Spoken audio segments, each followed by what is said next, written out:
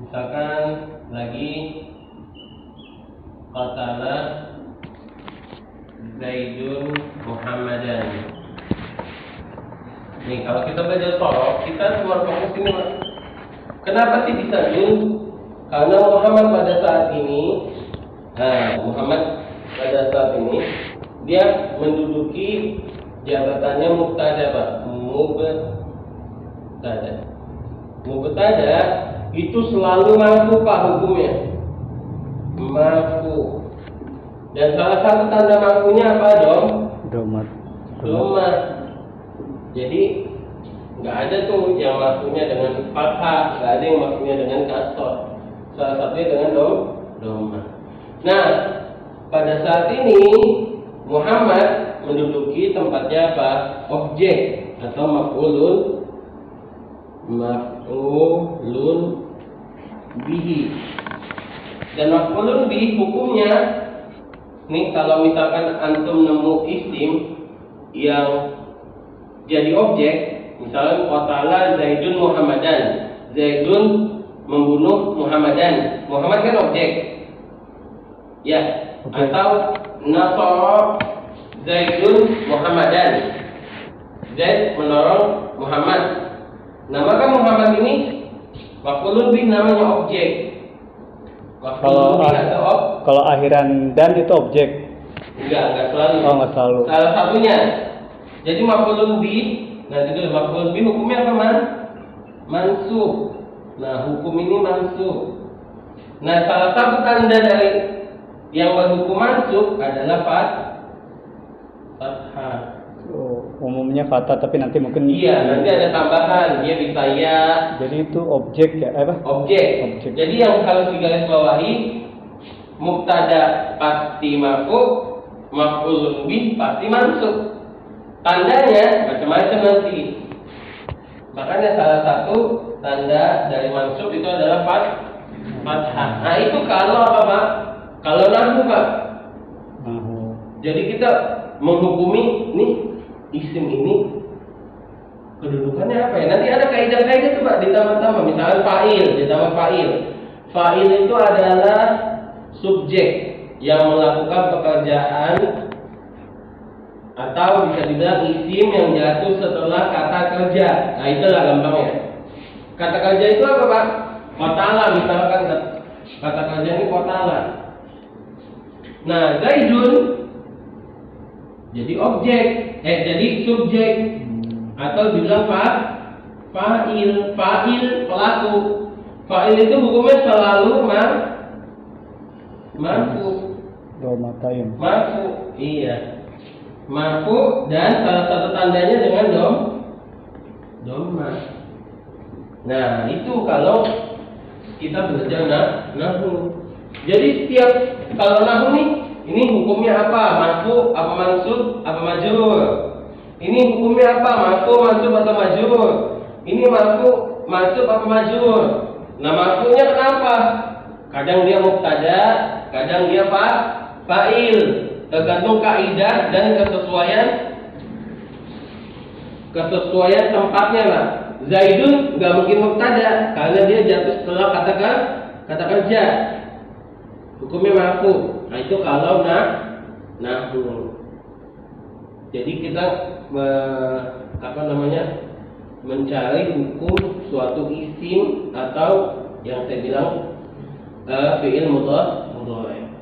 Untuk mengetahui apa? Untuk mengetahui harakat, mengetahui jabatan. Waalaikumsalam. Iya. Dan kita buka aja. Alhamdulillah, wassalatu wassalamu ala Rasulillah wa ala alihi wa ashabihi wa man tabi'ahum bi ihsanin ila yaumiddin, amma ba'du. Wal kiram, azanallah, kita memuji Allah Subhanahu wa taala yang senantiasa memberikan kita nikmat, dan nikmat terbesar adalah berada di atas jalannya para penuntut ilmu. Itu setelah berada di atas sunnah, nikmat terbesar yang berikutnya adalah berada di atas jalannya para penuntut ilmu, yang dengannya kita akan lebih takut kepada Allah Subhanahu wa Ta'ala, karena di dalamnya dibahas tentang tauhid, mentauhidkan Allah, rububiyah, uluhiyah, asma wa sifat, dan juga dibahas di dalamnya tentang larangan-larangan Allah Subhanahu wa Ta'ala, perintah-perintah Allah, dan seterusnya. Nah, untuk melakukan pendalaman yang lebih mendalam dalam menuntut ilmu itu belajar bahasa Arab. Makanya banyak dikatakan Al-Arabiyatu Miftahul Islam. Al-Arabiyah itu adalah kunci dari Islam. Jadi kita belajar bahasa Arab, insya Allah kita akan membuka luas cabang-cabang keilmuan dari agama Islam. Begitu. Dan juga dikatakan oleh Umar bin Khattab yang antum sering dengar ya, ta'allamu al-arabiyyah fa innaha min dinikum. Belajarlah kalian bahasa Arab karena bahasa Arab itu termasuk sebagian dari agama kalian. Karena apa? Al-Quran turunnya bahasa apa, Pak? Bahasa Arab. Hadis Nabi SAW, Nabi ngomongnya bahasa Arab. Sahabat ngomongnya bahasa Arab. Jadi kalau kita belajar bahasa Arab, ya minimal baca kitab lah. Itu kita akan membuka Al-Quran, tafsir Al-Quran, kita akan membuka hadis-hadis Nabi Muhammad SAW, membuka perkataan sahabat-sahabat ridwanullahu alaihim, dan dengannya kita tahu Islam yang sesungguhnya. Gitu. Jadi inilah salah satu tangga yang insya Allah akan membuat kita istiqomah di dalam menjalani keislaman. Ya, karena banyak dari ikhwan-ikhwan yang semangat di awal belajar agama Islam, belajar sunnah, sampai di awal-awal saking semangatnya mengamalkan sunnah, tegas gitu kepada kepada keluarganya. Wah, ini bid'ah. Sampai akhirnya dimusuhin sama keluarganya. Gak kuat, balik lagi ke jalan yang terdahulu. Itu karena gak sesuai dengan tahapan keilmuan. Gitu. Kalau kita belajar sesuai dengan tahapan keilmuan, insya Allah kita akan menjadi orang yang tegas pada waktunya, lemah lembut pada waktunya. Jadi enggak dia waktunya lembut, dia tegas, keras. Yang waktunya keras, dia malah lembut. Nah, itu yang kembali.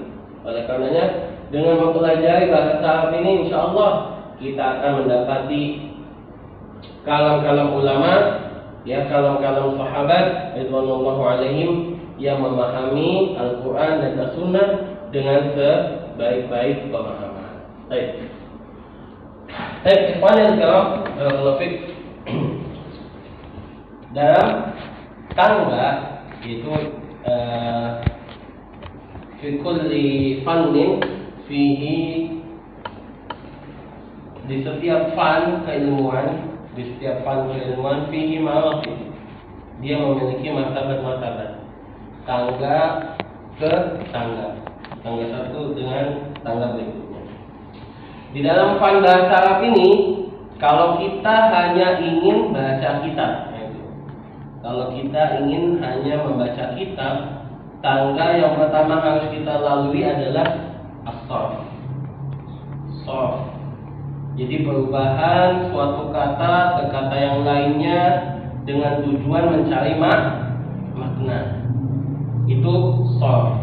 Kemudian tangga berikutnya adalah nahwu, yang mana dengannya kita mengetahui hukum suatu kata dan harokat akhir dari suatu kata. Itu. Jadi kalau kita ingin baca kitab itu sarf, nahwu, kemudian nanti ada praktek baca kitabnya. Gitu ya. Kalau kita mau belajar bahasa Arab utuh, yang pertama kali mufradat kalam, jadi lengkap gitu. Jadi sesusunan kalimat kita hafalkan, itu. Tapi ini kita fokus kepada ingin membaca kitab. Makanya kita pelajari as-sarf wan nahwu. Gitu Pak ya? Ayo. Antum menyimak waktu ana nge-share di grup itu tentang nahwu. Tentang nahwu, menyimak. Jadi ana ulang begini sedikit ya. Mungkin Syekh Khalil udah ngejelasin ya. Fungsi nahwu. Coba silakan. Fungsi nahwu adalah merubah harokat akhir di suatu kata dan mengetahui kedudukan pada kata tersebut. Betul. Nah, betul. Jadi fungsi nahwu itu adalah mengetahui pertama apa tadi? Harokat Enggak, yang kedua kedudukan. Yang pertama mengetahui kedudukan suatu kata pada kalimat. Iya. Jadi kan ini kalimat Muhammadun dhahaba ilal masjidi. Nah, ini setiap kata ini kata Pak ya. Ya. Ini dibahasnya di dalam. Jadi kata ini kedudukannya apa? Atau bisa bilang jabatan. Jabatan itu diambil dari suatu kaidah yang baku, Pak. Misalkan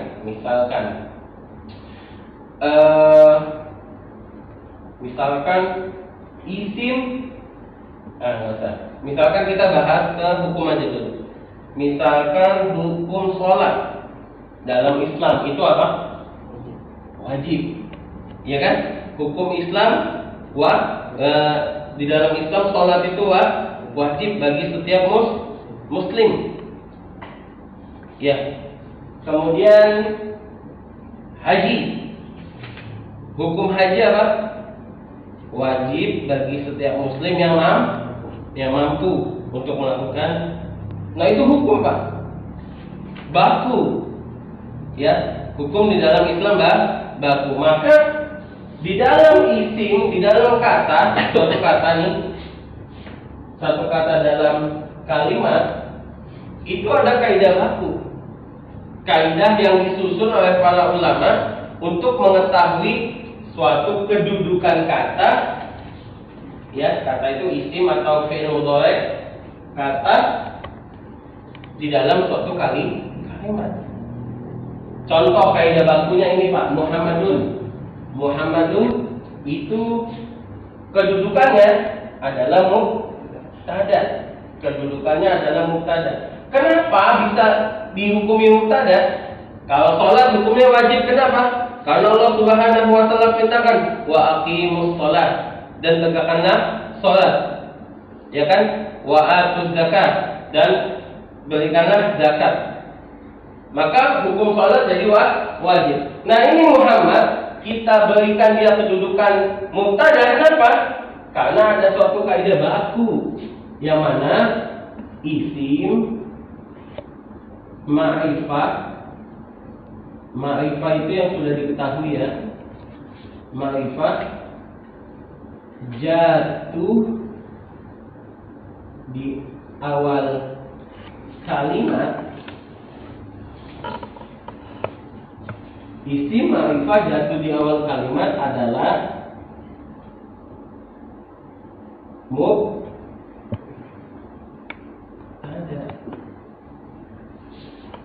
Ini kaidah baku, Pak. Isim ma'rifah apa aja? Nama orang. Coba nama orang. Apalagi asli didahului dengan alif lam. Apalagi domir, isim isyarah, dan seterusnya lah. Itu nanti akan dipelajari lengkap di sini, di buku ini. Ini cuma contoh aja ya. Salah satunya adalah nama manusia. Isim ma'rifat nama manusia. Ya. Jatuh di awal kalimat nih. Pas banget di awal, jadi pembuka. Jadi pembuka suatu kalimat. Maka dia dihukumi sebagai mubtada, nggak bisa yang lain, nggak bisa dia jadi fa'il, nggak bisa dia jadi maf'ul bih atau objek, nggak bisa dia jadi naibul fa'il, nggak bisa. Dia wajib jadi mubtada. Dan mubtada ini kalau tadi wajibat, yang wajib ya, misalkan sholat, zakat, ya kan, bagi haji bila mampu, ya kan, berbakti kepada orang tua, itu termasuk yang wajib-wajib. Nah, di dalam isim itu ada yang namanya marfu'at. Ada yang namanya mansubat. Ada yang namanya majrurun. Di dalam isim ini kita bahas umum aja ya. Ingin mengulang kembali faidah mempelajari nahwu. Marfu'at. Kalau tadi ada wajibat, yang muharramat ada juga kan? Zina haram, minum khamar haram, isbal haram, dan seterusnya ada kan? Nah, maka mubtada kita masukkan ke hukum, yang ini kita anggap aja hukum, dia marfu'at. Maka dia nggak bisa mansubat, nggak bisa majrur. Fa'il, fa'il. Ada suatu kaidah, fa'il adalah apa fa'il? Isim yang jatuh setelah kata kerja, dan dia sebagai pelaku. Nah, ini mubtada, ini fa'il. Isim yang jatuh setelah kata kerja dan dia sebagai pelaku. Fa'il, nah lagi-lagi fa'il, dia masuk ke hukum yang mana? Nah, ini marfu'at, fa'il.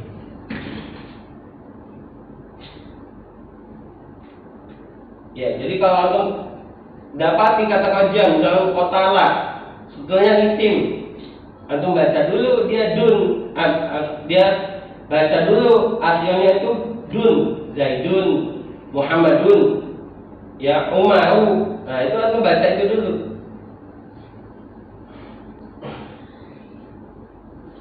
Baik.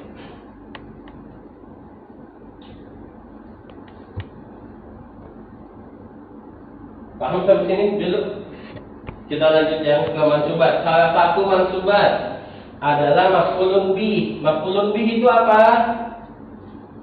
Ya, isim yang dikenai suatu isim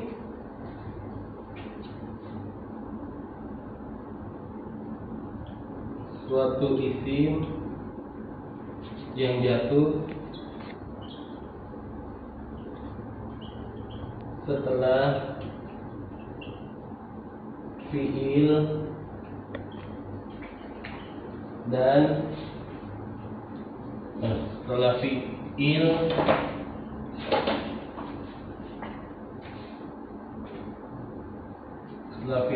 yang membutuhkan objek,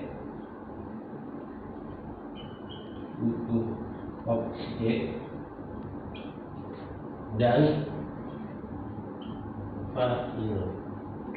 Nah, ini kaidah untuk maf'ulun bih.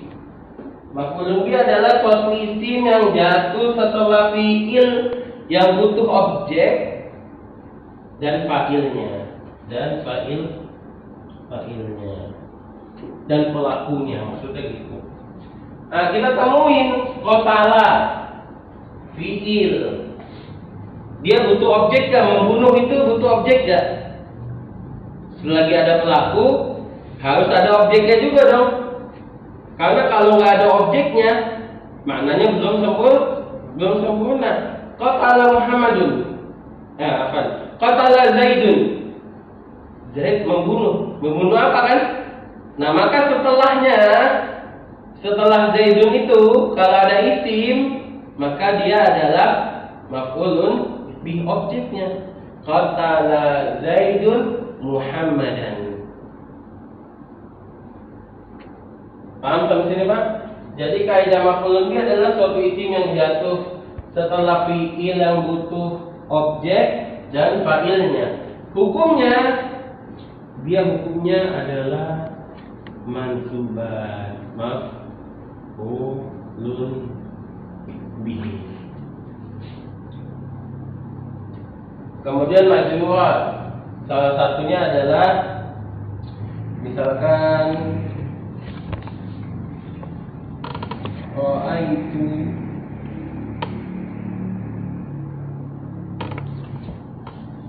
gulaman fil masjid. Nah, ini fil masjid, isim, dia isim. Nah, kenapa dia dihukumi majrur? Karena dia ada kaidah isim yang didahului oleh huruf jar adalah isim jar. Jadi kalau antum tahu huruf jar apa ya? Fi, min, ila, an, ala, yaitu huruf jar tuh. Ya. Jadi setiap isim yang didahului oleh huruf jar adalah isim jar. Nah, isim jar dia termasuk yang majrurul jar.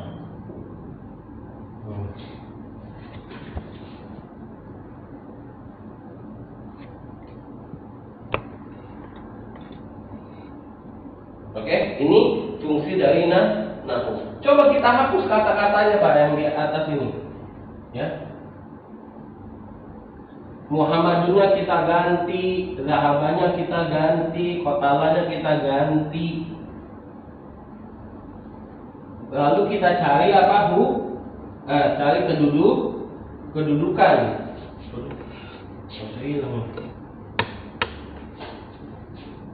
Muhammadnya kita ganti, misalkan jadi siapa?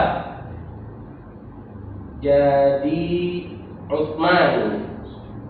Ya, jadi Utsman.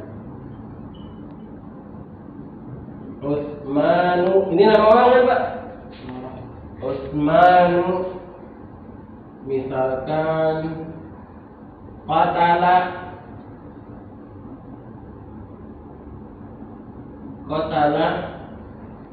Zaidan fil, nah ini nggak usah lagi, fil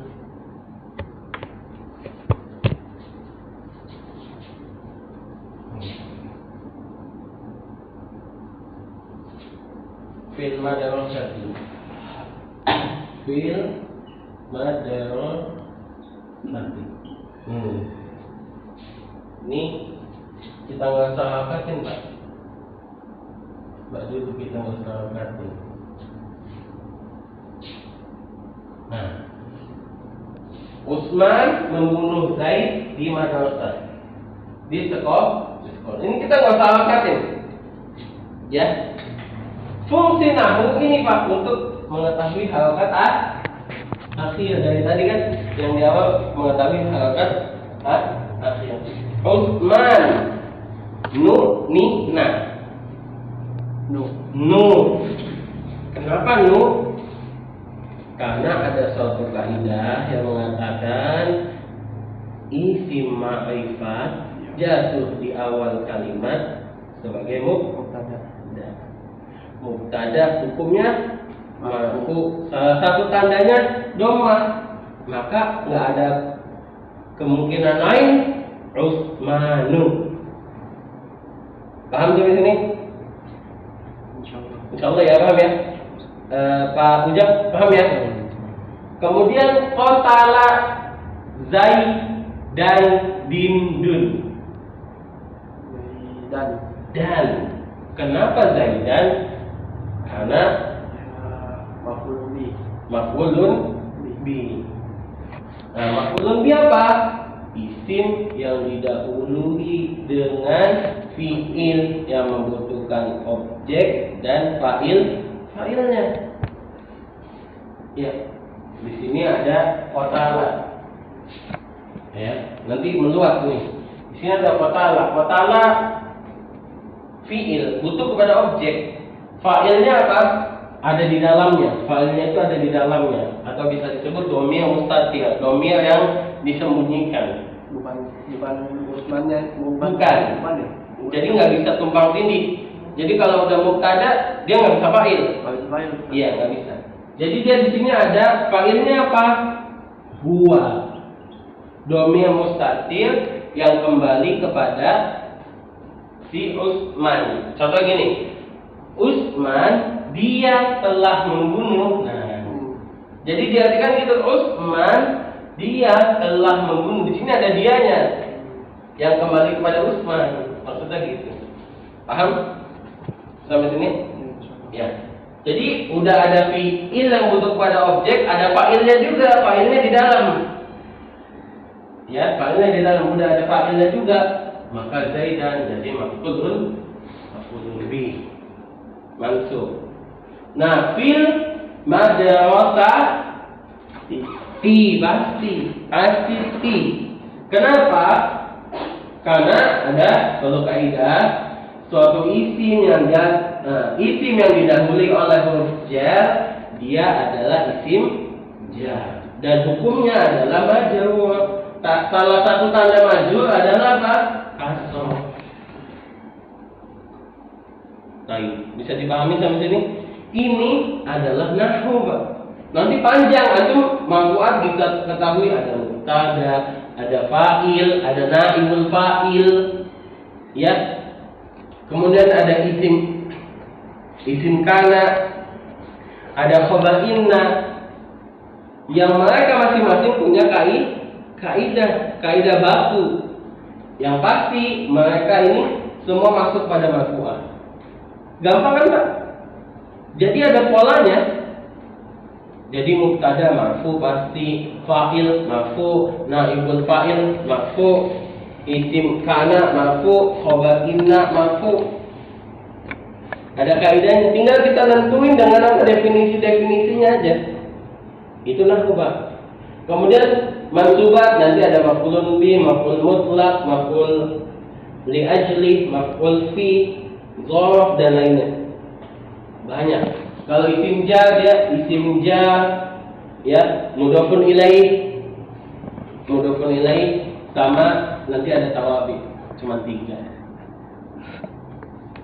Jadi kalau nahwu kita udah hafal ininya nih, oh kita menentukan suatu kedudukan, yang kedudukan tersebut punya hukum dan hukumnya udah dikasih tahu pasti gitu baku. Nah, udah kita tinggal hafalin definisinya untuk mengetahui kedudukan dan harokat akhir dari suatu kata. Paham kalau sini? Pak Ujang? Sedikit. Baik. Apa yang nggak dipaham? Karena kalau kita belajar, apa yang nggak dipaham? Tanya. Udah nih boleh juga. Bila ada yang nggak dipaham dari pemaparan ini.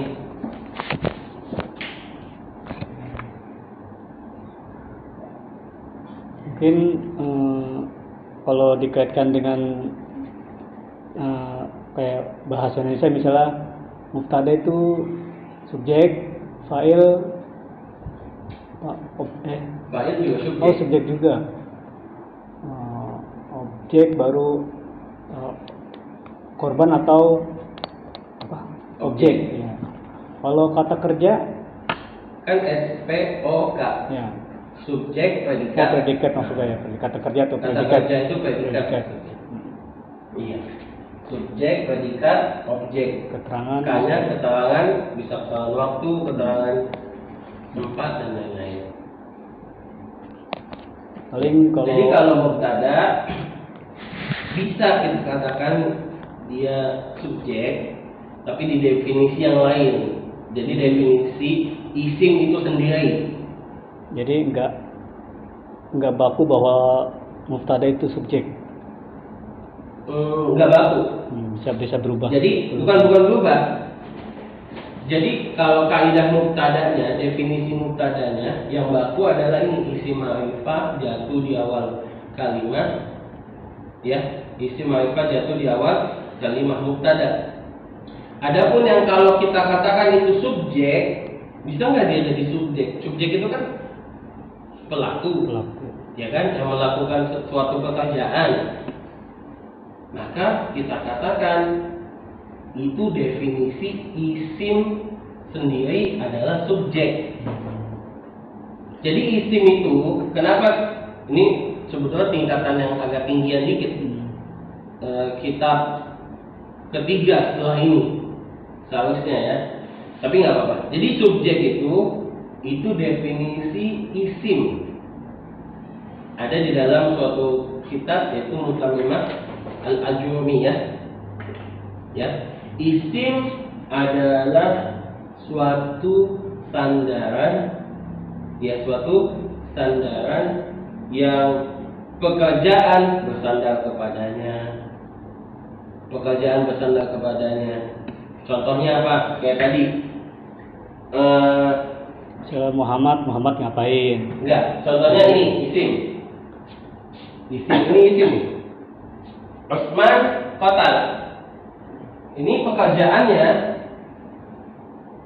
bersandar pada dia.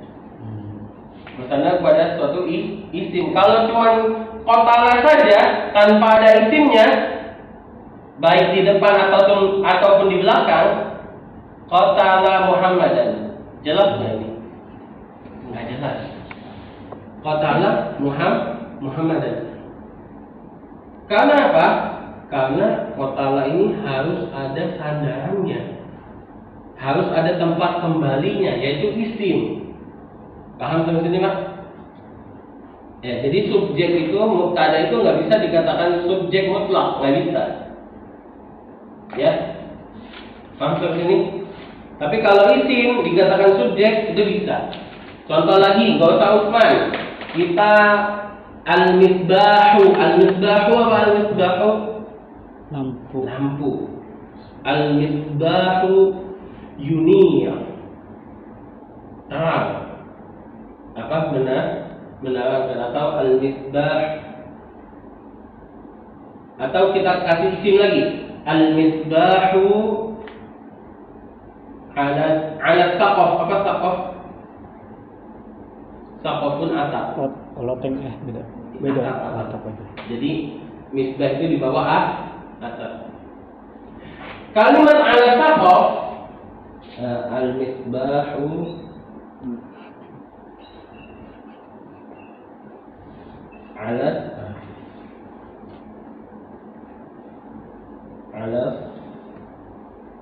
saqaf. Nah, ini meskipun dia bukan fi'il, bukan kata kerja, dia harus punya tempat kembali atau harus punya tempat bersandar. Ala saqaf, jelas gak? Belum jelas. Belum jelas kan? Maka harus ada tempat kembalinya, yaitu isim. Baik al-misbahu, baik mukayyif, al-mukayyifu, AC, baik jidaru, al-jidaru. Nah, itulah isim, tempat bersandarnya suatu pekerjaan atau suatu makna tidak akan sempurna tanpa ada dirinya. Itu isim, Pak. Definisi isim ya tingkat lanjut, betul Pak, tingkat lanjut. Tapi nggak apa-apa. Ini untuk apa? Untuk wawasan. Jadi bisa nggak mubtada dikatakan subjek? Dirinci. Kalau isimnya bisa disebut subjek. Tapi kalau mubtada'nya tidak, dia adalah kedudukan sendiri. Paham Pak? Jadi mubtada adalah kedudukan sendiri, dia nggak bisa jadi fa'il, maksudnya gitu Pak. Yang Anda bilang tadi, kedudukan itu nggak bisa tumbang tindih. Mubtada ya mubtada, fa'il ya fa'il. Nah tapi kalau apakah mubtada itu subjek? Kalau isimnya iya. Isimnya iya. Kenapa isimnya iya? Karena isim adalah suatu sandaran sempurna dari suatu kalimat. Yang kalimat nggak sempurna kalau nggak ada isimnya. Izin Pak ya? Halo? Waalaikumsalam warahmatullahi wabarakatuh. Enggak, ini lagi ngajar. Ngajar di Harapan Mulia Pak. Iya. Oh iya Pak, baik Pak. Iya Pak. Oh iya baik Pak, baik Pak. Ya makasih Pak. Baik. Bisa dipahami nih? Jadi isim itu tempat kembali suatu kata kerja atau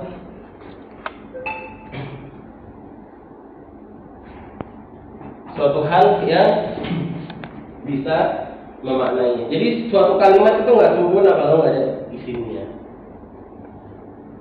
Nah, contoh lagi tadi, misalkan kotala gitu, zahaba, nggak ada isimnya sama sekali, itu nggak bisa. Atau ada susunan isimnya, ala, misalkan tadi ala sakof, itu kalau nggak ada isimnya, ya nggak ada isimnya, yang ala sakof itu kembali kepadanya, maka itu nggak jadi sempurna. Paham sampai sini Pak ya?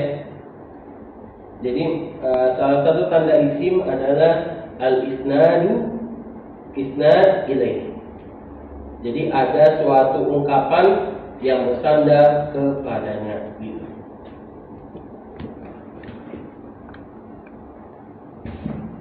Paham ini? Maksud ini? Antum paham? Pak, jadi mubtada nggak bisa jadi subjek dalam jabatannya. Kadang-kadang yang bisa sama yang tadi saya bilang subjek predikat objek, bisa juga enggak sama sekali gitu. Jadi ini susunan katanya misalnya tetap ada. Tetap ada nyambung. Subjek SPOK, subjek predikat objek, tata keterangan waktu itu akan ada dalam suatu kalimat. Gini, kita kembali. Kalau itu kan tadi syarat suatu kalimat lengkap di dalam bahasa Indonesia. Oke? Sepakat ya? SPOK itu syarat sempurna suatu susunan kalimat di bahasa Indonesia. Tapi kalau di dalam bahasa Arab, susunan kalimat itu dianggap sempurna ketika apa? Yang pertama dia ada ini harus yang pertama dia adalah jumlatul ismiyah. Apa jumlah ismiyah? Susunan kalimat yang diawali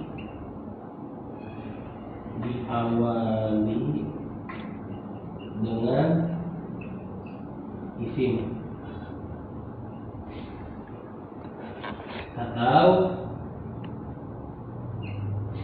ada mubtada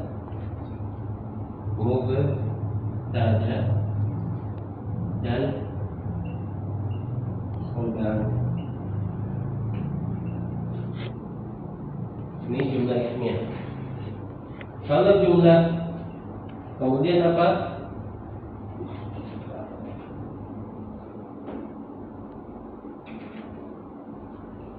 Kemudian apa? ada yang namanya jumlatun fi'liyatun. Apa jumlah fi'liyah? Susunan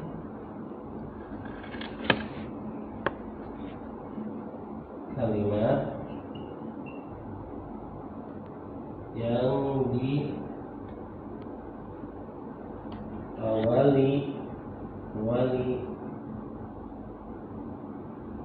dengan fi'il atau fi'il dan fa'il. Nah, jadi susunan suatu kata, suatu kalimat di dalam bahasa Arab itu disebut jumlah. Kalimat itu bahasa Indonesia. Bahasa Arabnya apa? Jumlah. Ya.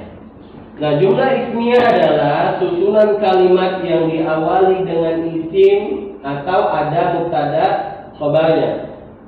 Kalau jumlah fi'liyah adalah susunan kalimat yang diawali dengan fi'il atau ada fi'il dan fa'ilnya. Contoh susunan jumlah ismiyah adalah Utsmanu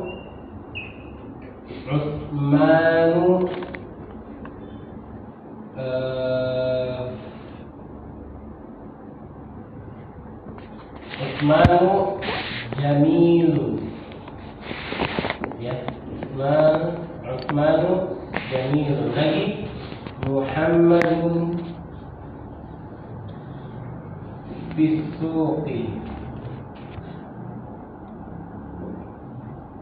Kemudian lagi Zaidun Zahaba ila al-madrasati. Baik. Ini adalah susunan jumlah ismiyah. Utsmanu Jamil. Utsmanu Jamil. Utsman ganteng. Susunan yang diawali dengan isim, yaitu mubtada, jamilun khobarnya. Jadi nggak perlu ada keterangan keadaannya. Ini udah dianggap sempurna. Utsman jamilun, Utsman ganteng. Kemudian Muhammadun fis suqi. Muhammadun fis suqi. Muhammad berada di pasar. Oke, Muhammad berada di pasar. Ini mubtada, ini khobarnya. Meskipun bentuknya adalah menerangkan tempatnya Muhammad. Tapi ini kita di dalam bahasa Arab disebut khobar. Mengabarkan bahwasanya Muhammad ada di pasar. Yang Ustaz apa Ya. Yang khobarnya fisuki apa asuki doang? Fisuki semuanya. Nanti antum belajar insyaallah di ini. Ini cuman rangkaian kata yang diawali dengan isim dan ada mubtada, ada khobarnya. Itu aja. Jadi khobarnya ini. Oke. Kemudian Zaidun zahaba ilal madrasati. Ya, Zaidun zahaba ilal madrasati. Nah, ini subjeknya ada di dalam sini, Pak. Ada di dalam sini, tapi kalimat utuh ini dia disebut jumlah ismiyah. Kenapa? Karena yang mengawalinya adalah isim. Paham, Pak? Ini udah disebut sempurna. Zaidun zahaba itu udah sempurna sudah. Zaid pergi. Tanpa ada ilal madrasati udah cukup sudah. Zaid zahaba. Zaid pergi. Paham sampai sini, Pak? Ya. Jadi syarat sempurnanya suatu kalimat di dalam bahasa Arab ini jumlah ismiyah atau ada mubtada, ada khobarnya. Zaidun zahaba. Zaidun dikabarkan Paham? Begini khobar. Ini tambahan aja. Nanti antum insyaallah akan pelajari. Ya, paham belum sini? Pak Ujang? Atau jumlah fi'liyah atau jumlah susunan kalimat yang diawali dengan fi'il atau ada fi'il dan fa'ilnya. Contohnya, mengawalinya adalah fi'il zahaba Muhammadun ila ummi atau qatala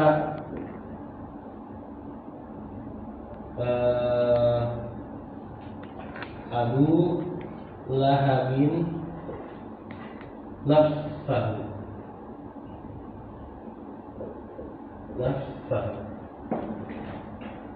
atau salah dan seterusnya.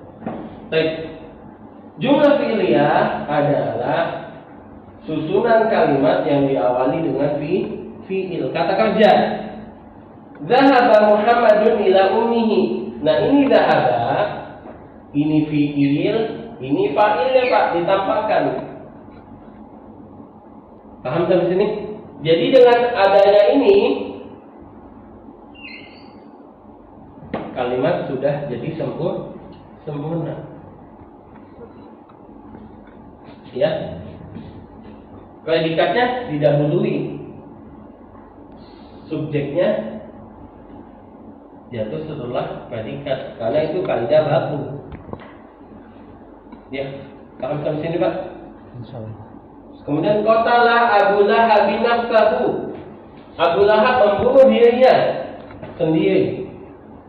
Ya, membunuh dirinya sendiri. Qatala fi'il Abu Lahabin abunya ini fa'il. Apa? Fa'il. Baik. Paham sampai sini? Ikhwan. Jadi syarat kalimat itu menjadi sempurna ini jumlah ismiyah atau jumlah fi'liyah itu dianggap telah sempurna.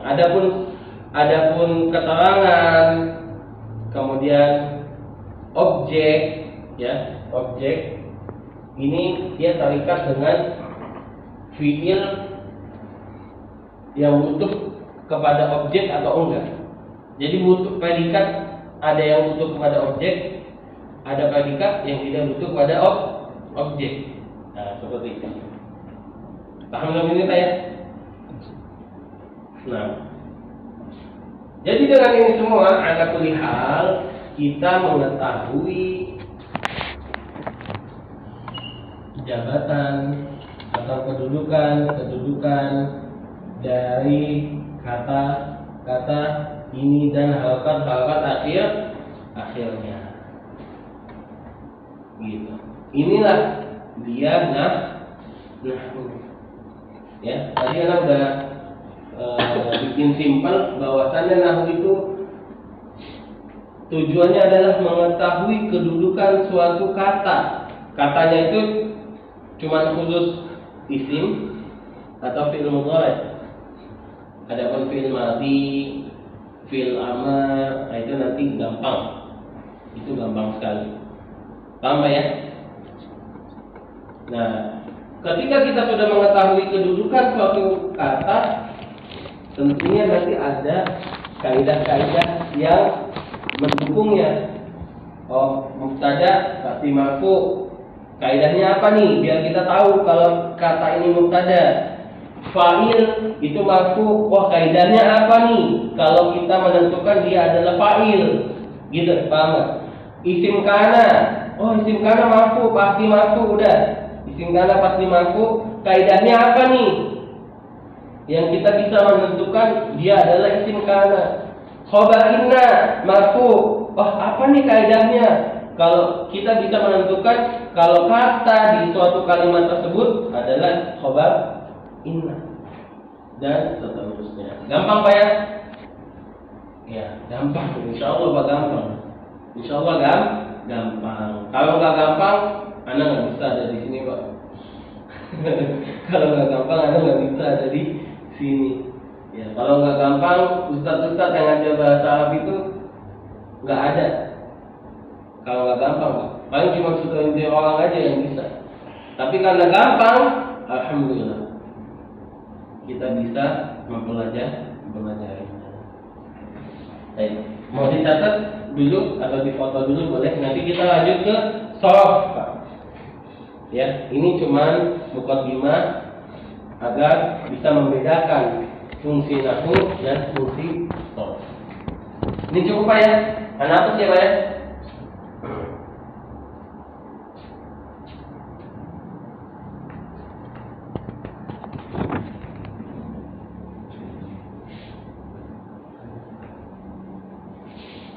Iya, ini kayaknya gelapnya udah ini Pak. Gelapnya atau